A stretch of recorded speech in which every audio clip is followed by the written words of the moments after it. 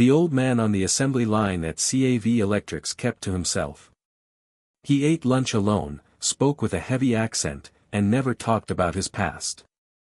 His co-workers knew nothing about him, just another stateless immigrant doing manual labor. A man whose citizenship had been stripped by the communists and whose reputation had been stolen by the British. The hands that once signed orders for thousands of paratroopers now fumbled with small, greasy components. The eyes that had scanned maps of Europe for strategic advantage now strained under fluorescent lights, checking for assembly defects. He worked there for nearly 20 years, tightening screws, assembling parts, earning barely enough to survive.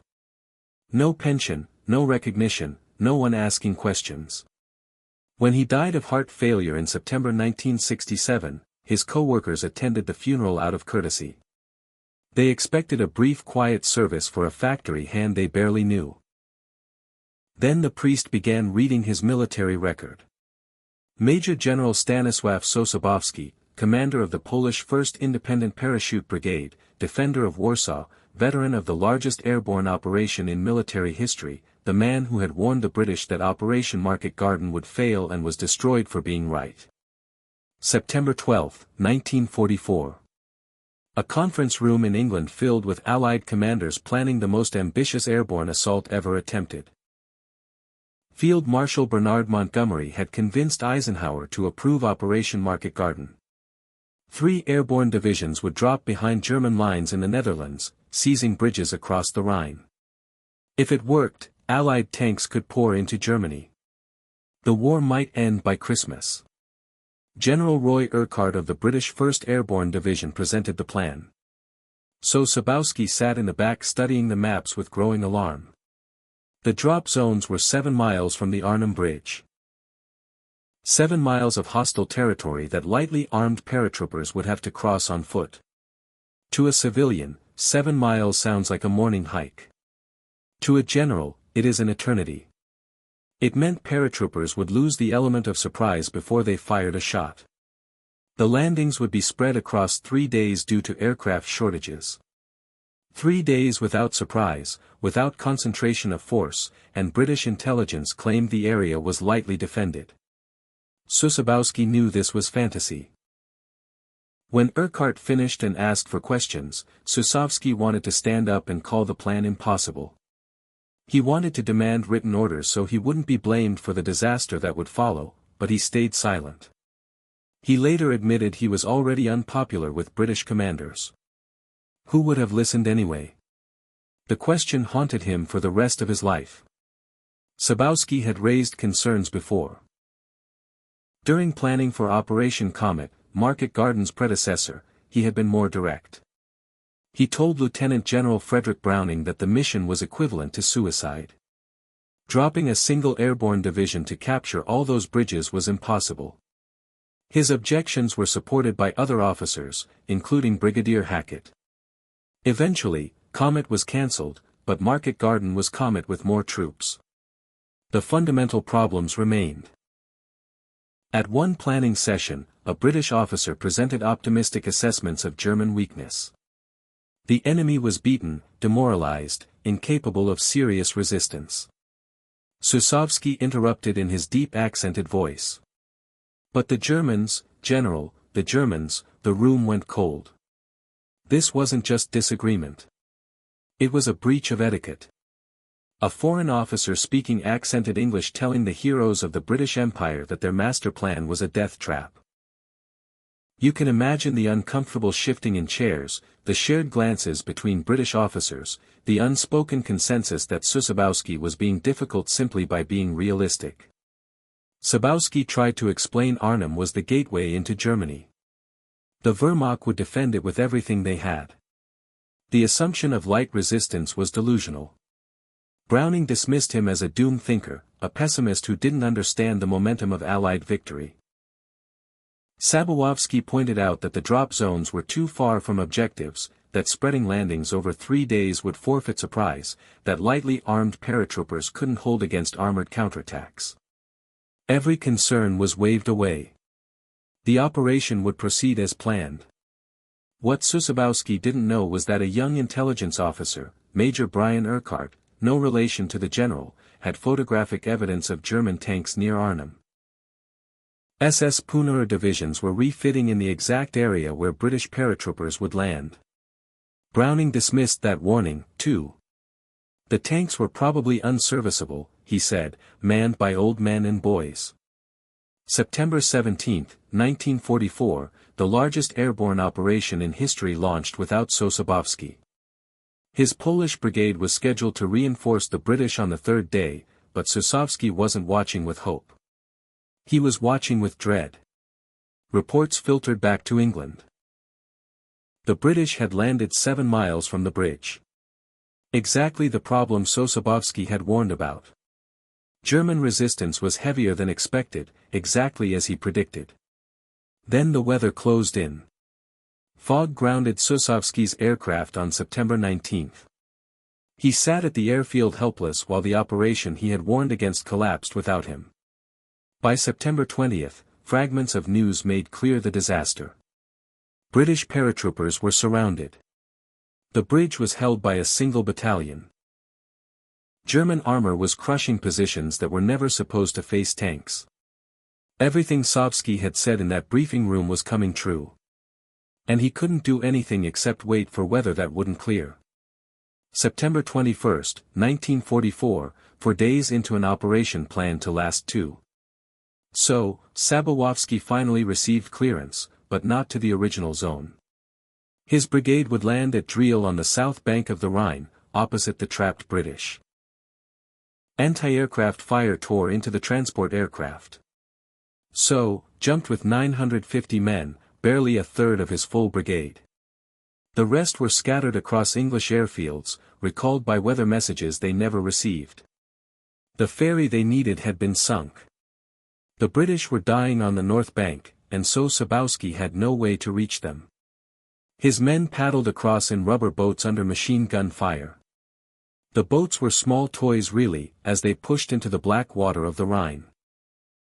The current grabbed them. Then flares popped overhead, turning night into day, and German guns on the high ground opened up. Sosabowski watched from the bank as the river ran red. About 200 Poles made it across.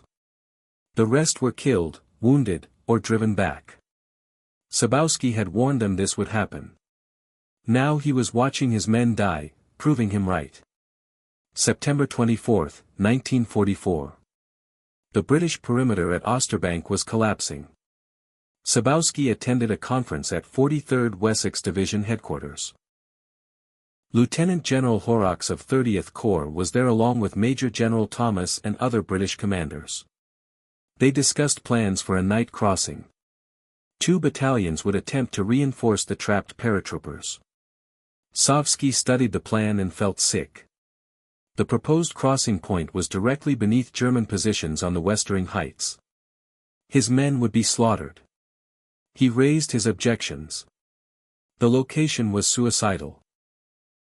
They needed either a major assault with the entire 43rd Division or an evacuation of the British forces. This half measure would achieve nothing except casualties. The British commanders were tired of Sosabowski's objections. They didn't ask for his opinion. They simply announced that Polish troops would participate in the crossing under British command. Sosabowski was furious. His brigade was being committed without his consent to an operation he knew would fail. Horrocks ended the meeting by reprimanding him. If Sosabowski wouldn't obey orders, Horrocks would find someone who would. The crossing went ahead. It was a disaster. Exactly as Sosabowski predicted. September 25 and 26, 1944, the order came to evacuate. Susk's Polish brigade covered the withdrawal. His men provided security while the shattered remnants of 1st Airborne pedaled to safety in the darkness. The brigade had been bled dry. Between the chaotic drops and the river crossing, nearly 400 men were killed, wounded, or missing. Sosabowski gathered his survivors and prepared to return to England. He had done everything asked of him. His men had fought with extraordinary courage under impossible conditions. He expected no praise. He knew how the British handled failure. Someone would have to be blamed, and Sosabowski had made himself the obvious target by being right about everything. October 5, 1944. Sosabowski received a letter from Field Marshal Bernard Montgomery. The letter praised the Polish soldiers for fighting bravely at Arnhem. Montgomery offered military decorations to 10 members of the brigade. The tone was gracious and appreciative. Sosabowski read the letter with cautious relief. Perhaps the British understood what his men had accomplished. Perhaps they recognized that the Poles had done their duty despite impossible circumstances. He had no reason to suspect what was coming. 9 days later, Montgomery wrote a very different letter. This one wasn't addressed to Sosabowski. It was sent to the Chief of the Imperial General Staff, Field Marshal Alan Brooke. And it was classified. October 14, 1944. Montgomery's secret message reached London.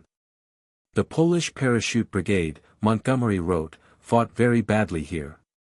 The men showed no keenness to fight.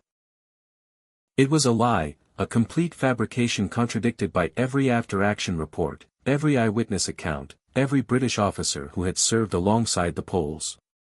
Montgomery recommended that Sosabowski's brigade be transferred to Italy. He didn't want them under his command. He suggested the Poles were no longer useful to the Allied war effort.